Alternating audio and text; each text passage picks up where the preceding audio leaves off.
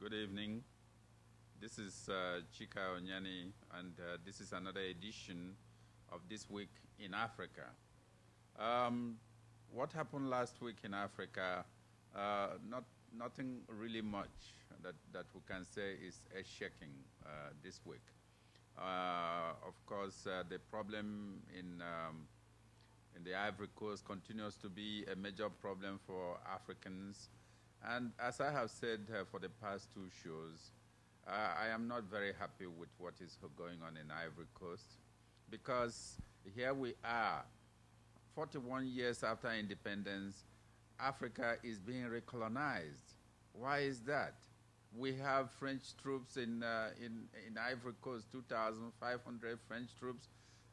France is deciding what happens in Ivory Coast, that we Africans cannot even sit down.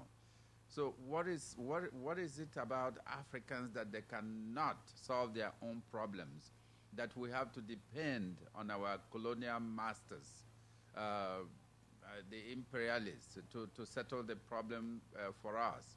Now France is the one, after 41 years, we have to run back to them to say, come and settle this problem in the Ivory Coast for us. And we have the ECOWAS countries organization in West Africa. We have the new African Union. Why are African leaders not saying anything about what is going on in the Ivory Coast?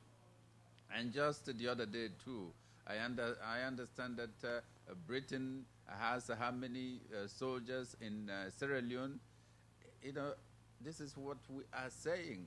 Africa has been independent, quote and unquote, independent.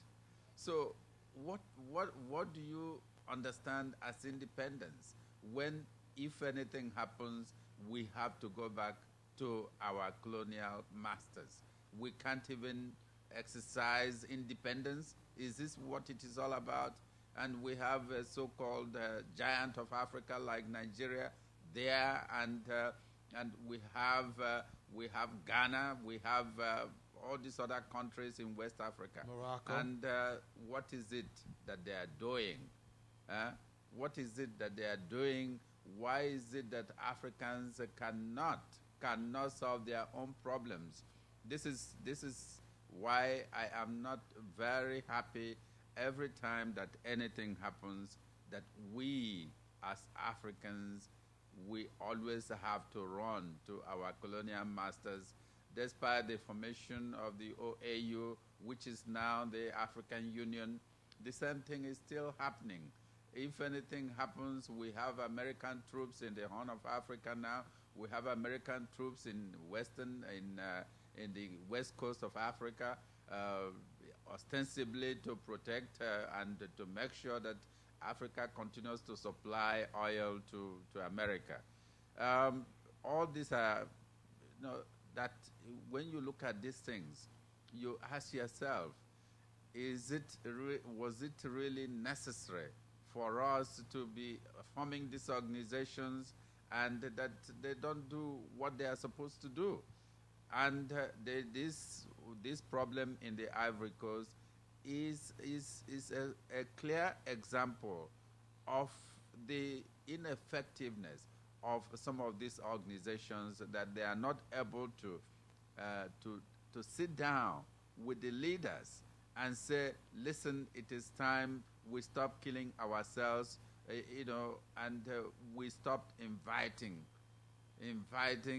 those who oppressed us earlier to come back and be our savior. What is going on? Well, the same thing is happening in America. So today, same thing is happening in America, man. Yeah, today I'm going to be talking with Andreas Gelti, who is president of the African American Television Network here in Roosevelt, in the studio in Roosevelt, New York. So, Andres, so today we are going to be talking a little bit about this problem of what is going on in Africa, what is going on here, the Africans in America who are just as important as their counterparts in Africa. The fact that Africans, continental Africans, I used that term to describe the Africans who were born in Africa, who have migrated to this country, and the fact that basically a lot of us are just staying here and not doing anything to solve Africa's problem. So what do you think? Well, what I've seen, and I'll tell you, Chika, we're getting ready.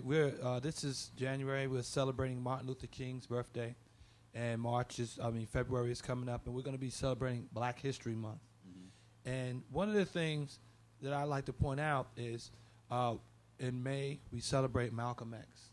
Mm-hmm. Now we have the whole diaspora celebrating Malcolm X.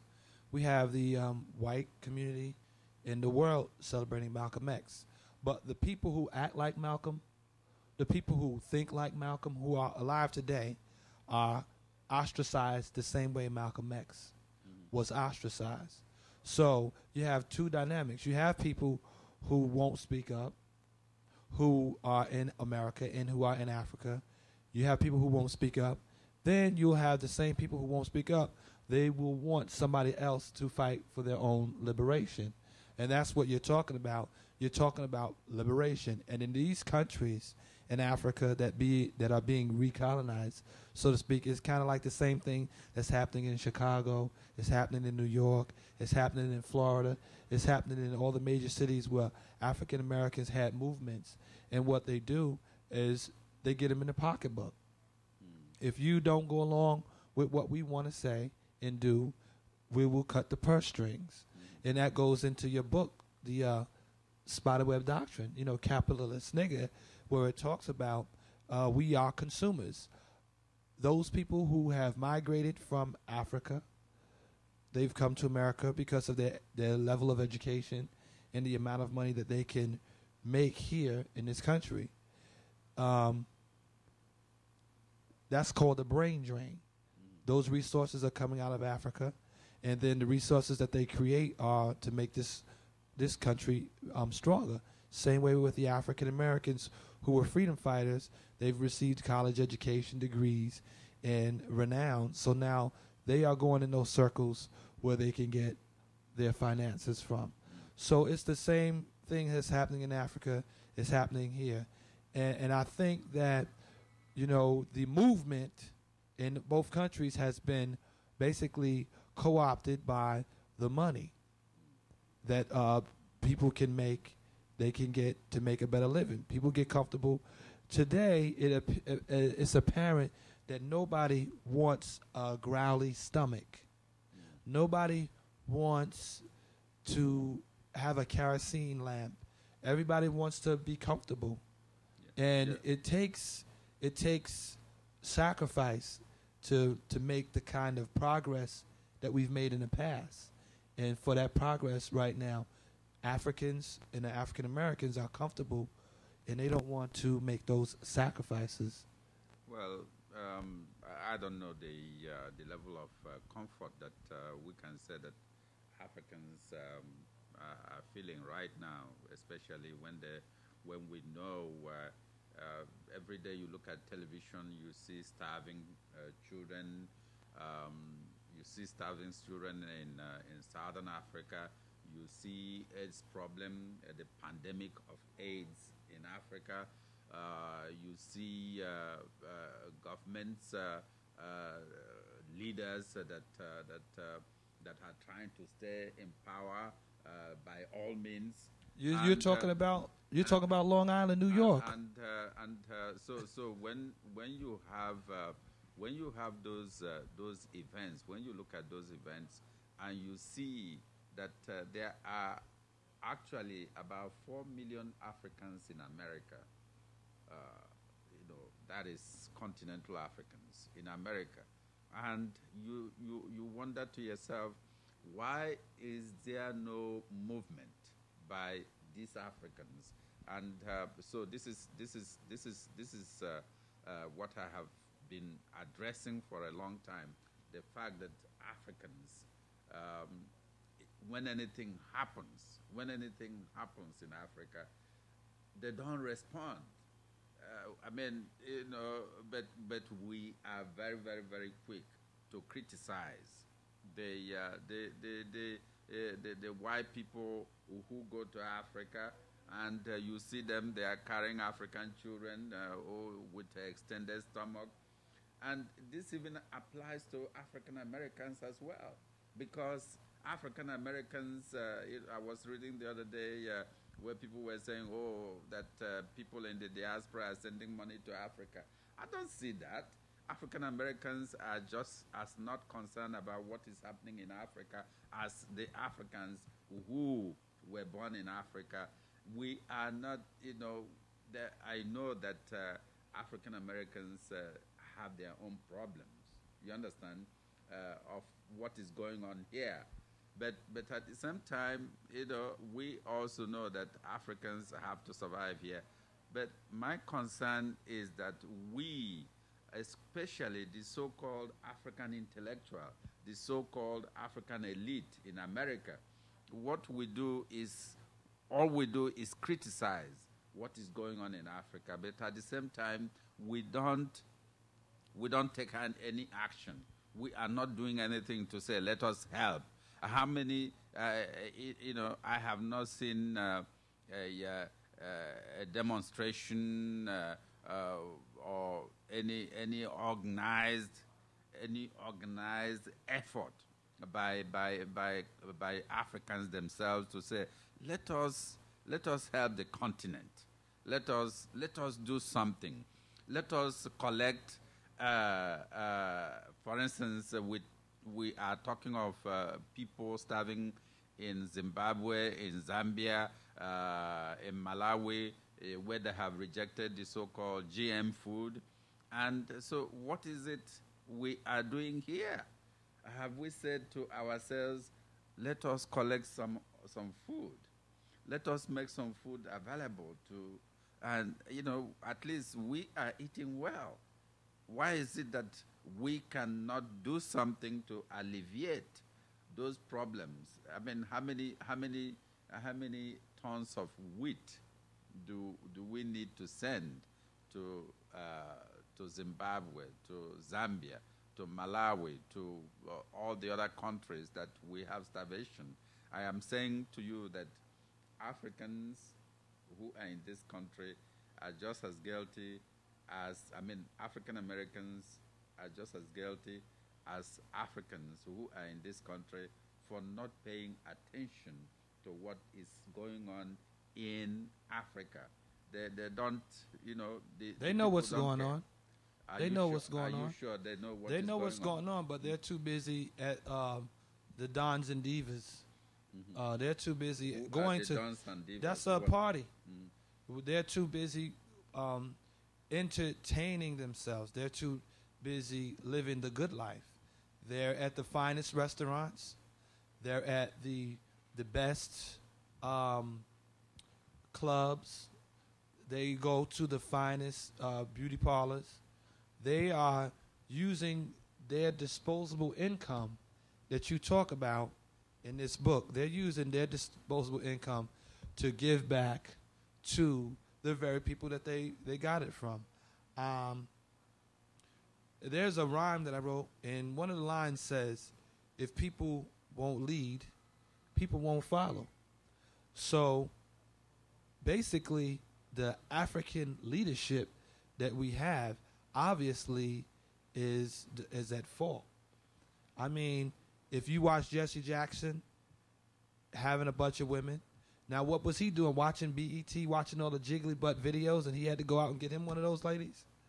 Or is it the other way around, where he's supposed to be teaching on BET proper ways to economically develop our communities?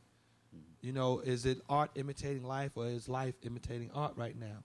I think that we are stuck in a little continuum, in a kind of a comfort zone. And my head, as you know, which along with your head, it's always on the chopping block because we deal with publications that enlighten each other of what is happening to our communities. And like you would say in whatever happens, if Nigeria catches a cold, the whole Africa sneezes. You know, the thing is, what happens to Africans in Africa is definitely a part of what happens to African Americans in America. And I'll give you an example. When people are going on vacation, when they're Italians, they go to Italy. Mm-hmm. They do business ventures with Italy. Same thing with Bill Clinton. He went to Ireland when he was president. Irish people, you know, when the police are out there with their little skirts on and their bagpipes, you know, and I think that Africans have not connected with their history and their past to the level that all other ethnic immigrants have done. Yeah, Only you know, I think I discussed this last week regarding the town meeting that African Union held in Washington D.C. Right. on the 18th of December, whereby the organization is trying to reach out to the diaspora to make sure that the importance of the diaspora is emphasized, that the diaspora begin to connect to Africa and vice versa. But as somebody there's was power saying, in that. Yeah, There's power. as somebody was saying there, though, after the meeting, they were asking the question: is it just another kind of talk? Right. Because African leaders, when they come here, what do? They don't meet with the hood, the African media. They don't meet with the African American media. What they do is, you know, as somebody was saying, what they do is they meet with New York Times, Wall Street Journal. After that, then they meet with white businessmen. And if you are going to talk about the relationship between Africa and the diaspora, it has to start from the grassroots. That is from the pocket. You know, this is why I have always emphasized, you know, this spider web doctrine in the book, because it's okay to have political independence, which we really don't have. Because you're financially dependent. Because we don't really have that. We don't have the independence. It's only, you know, it's only, you know, in a manner of speaking. A facade. You know, in a manner of speaking. Because every time you see, as I said earlier, we started earlier, what happens is that you have the so-called independence of African countries, yet when anything happens, what happens? They run to the Europeans. Yeah, they run to the Europeans. So the question of relationship between Africans and the diaspora has to change.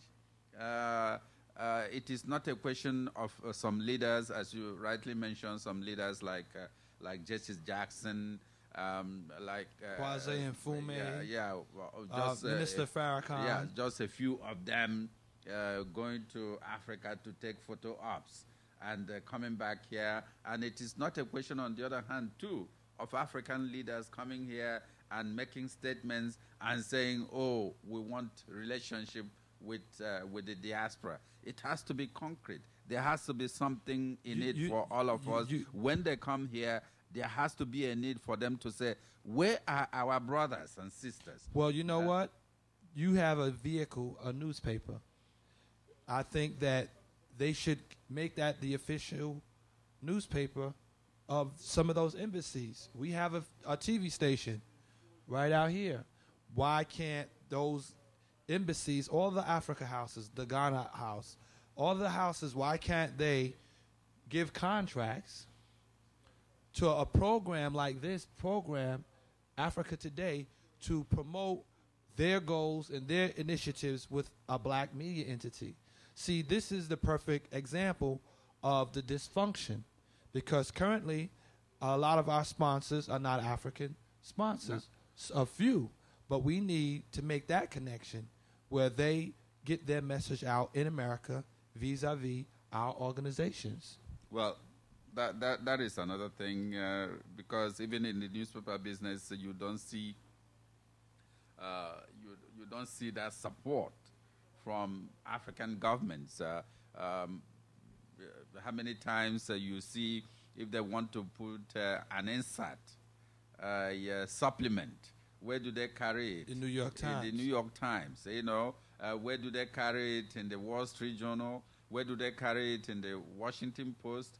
So, and but when something happens, who do they come to? Those people, despite, you know, how many times they come to this country, despite the fact that they troop to the United Nations during the UN meetings, what happens? They meet with all these newspapers, and nobody writes anything about them.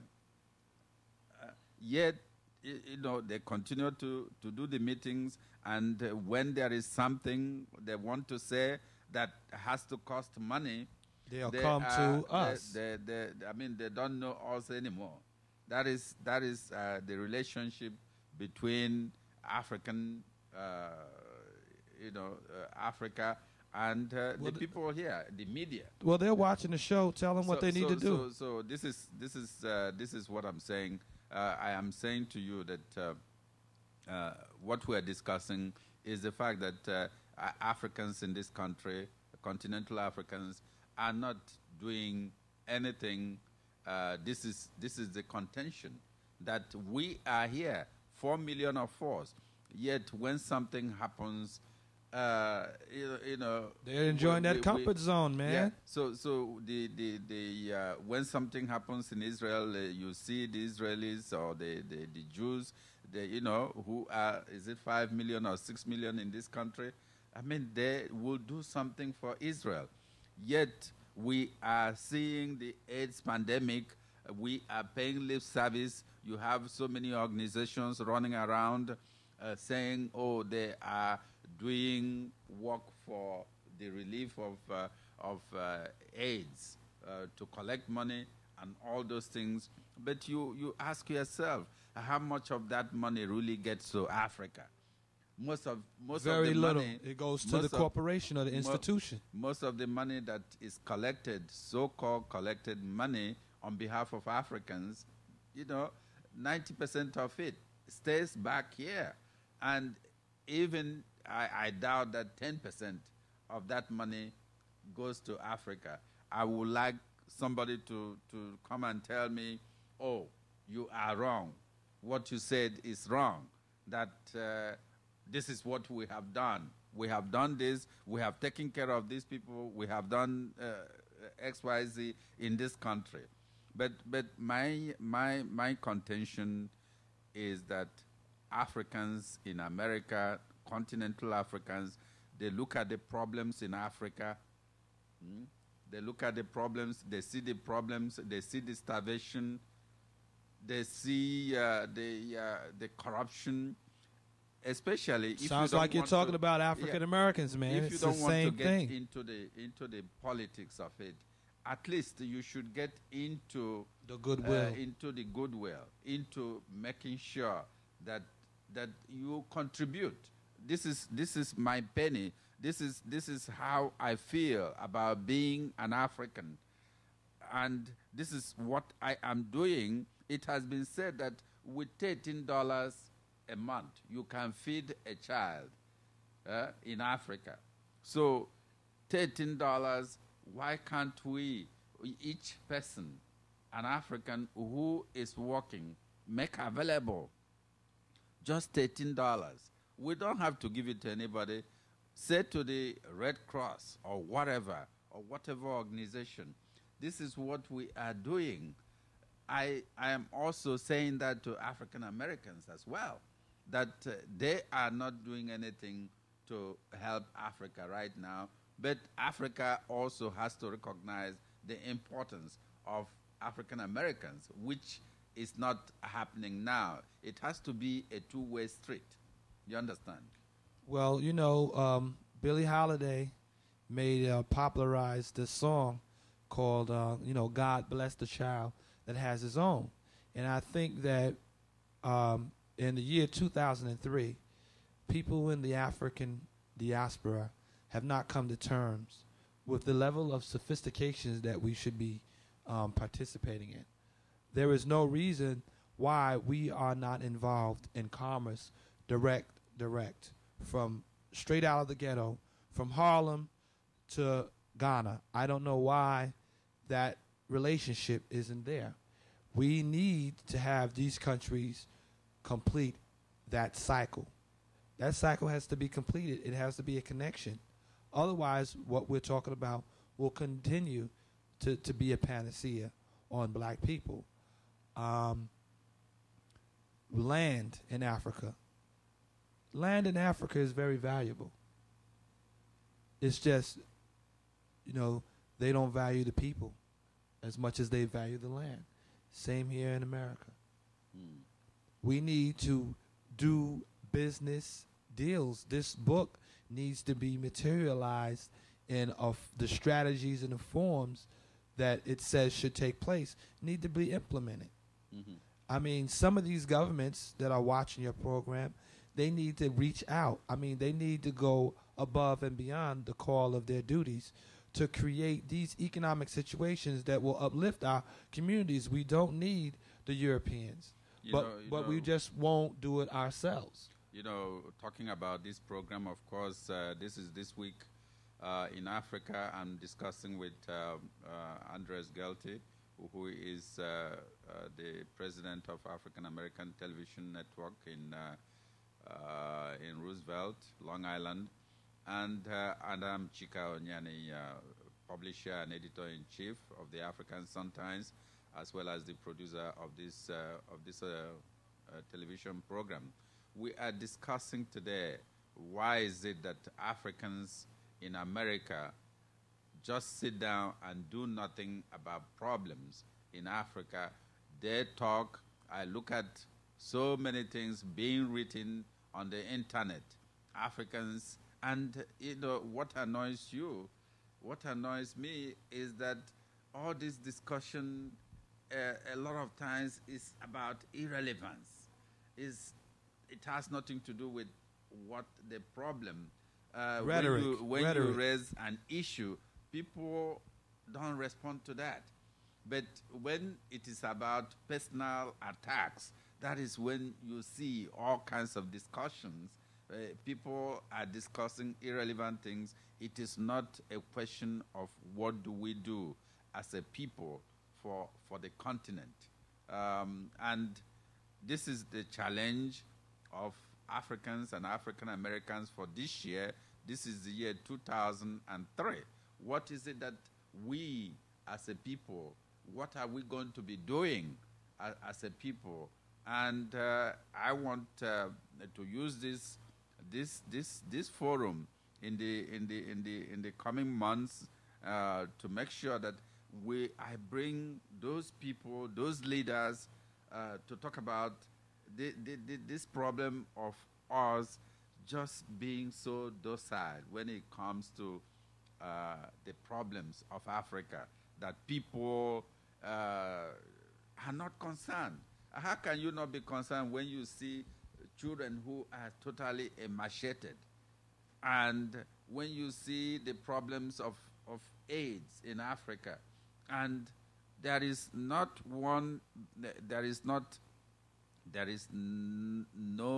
knowledge, I have no knowledge of any African organization that has said to us, we have raised $1 million from ourselves.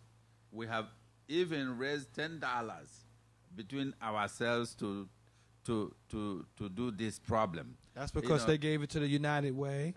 They gave it to the Red Cross for the 9/11. Well, I am talking of Africans themselves. We are not talking of Americans. I'm talking about Africans too. They're giving their monies to other charities here. Well, I am saying to you that I have not seen evidence to that effect, because they will say, let us earmark this for Africa, and it is not happening. And this is a challenge that the two groups, are not doing anything. Well, if anybody is out there actually doing something on their own, why don't you give Chika a call? If you are doing something, because we haven't seen it. Mm-hmm. What can they reach you at, Chika? Well, this is this week in Africa of the of the African Television Network. Of course, you can reach us at 973-675-9919. 973-675-9919. Today, we have discussed the problem, the fact that we as Africans, all we do is just make noises, and we don't make much contribution to solving the problems of Africa.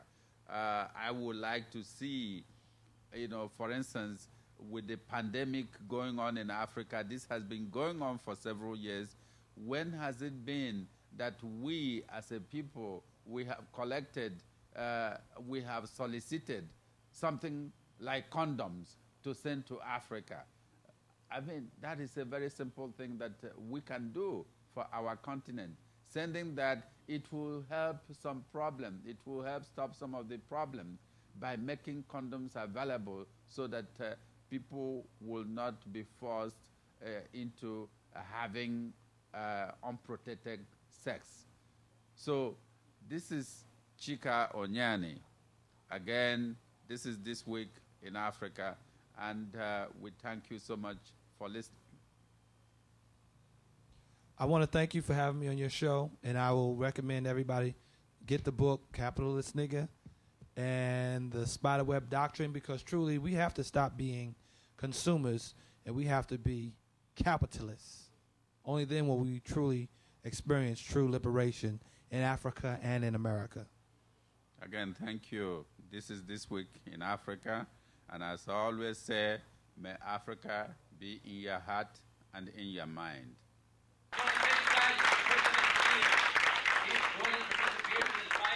Now,